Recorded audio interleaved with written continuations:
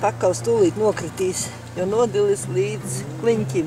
Nu, valstiskā mērogā man jau liekas, ka vajadzētu ieklausīties beidzot cilvēkos, nevis augšā matoties tur.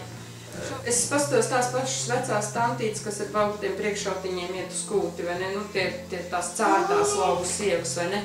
Viņas saka, nu, kā var sēdēt vienā namā, spriest gudras lietas un tāpat laikā gānīties tur. Nu. Izdzīt visus 100 krēslus ārā pilnīgi, 100%. Un tad būtu anarhija? Nē. Labi? Nē, nekāda anarhija. Nopirkt. Pat vēl pa lētāk naudu nekā 100 galvu uzturēšanu, 30 ārzemniekus speciālistus ielikt iekšā. No viņiem arī prasīt. Jūs domājat, ka ārzemnieki mūsu vietā sakārtos mūsu zemi? Pilnīgi.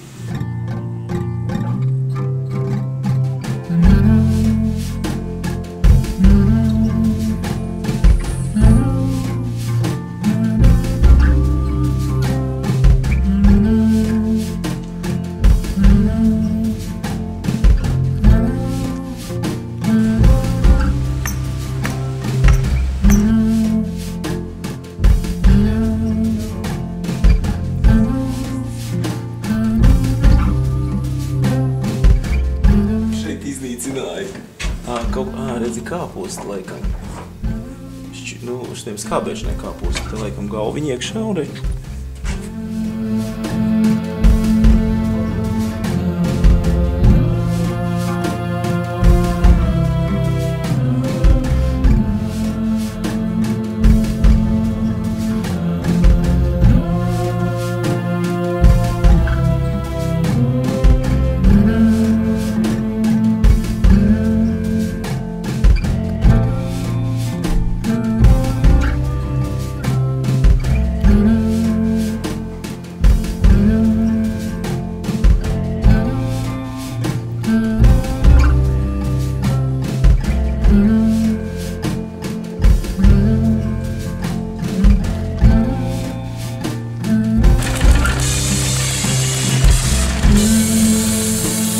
Strādā galvenais tā mašīna. 4. septembrī vilks ārā un darbinās.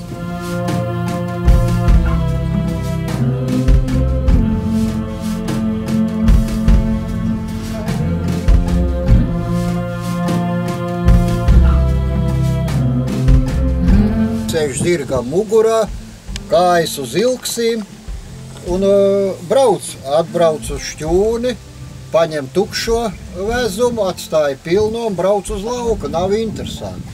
Bet ja ar 4 zirgiem, tā jau 2 puikas brauc, tur jau sacensības sanāk.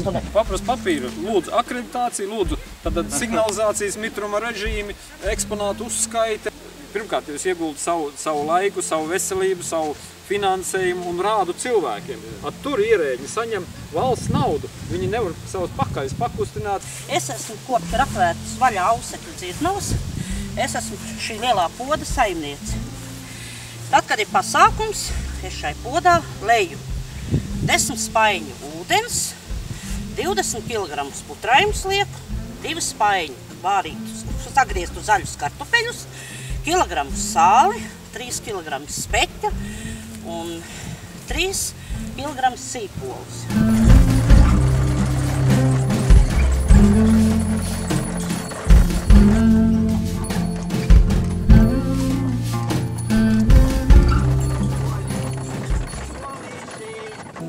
Ir paredzēts kaut kāds oficiālais sākums, ja es domāju, mēs vienkārši sākam raidīt. Latvijas sāpi nevar saprast, kas vēl būs un kas vairs nē. Jā, abi divi ar to un zirga pakaļa.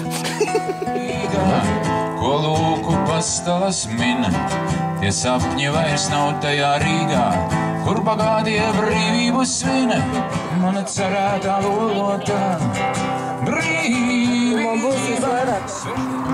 Cik priecīgi. Cik priecīgi.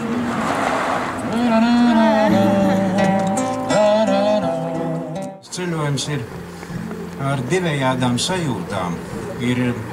Brīžiem ir dienas un mirkļi, kad ir fantastiska sajūta par cilvēkiem, kuri tic šai zemē, tic savām mājām, savām ģimenēm un ir gatavi iet līdz galam un cīnīties vienalga pie kādiem apstākļiem.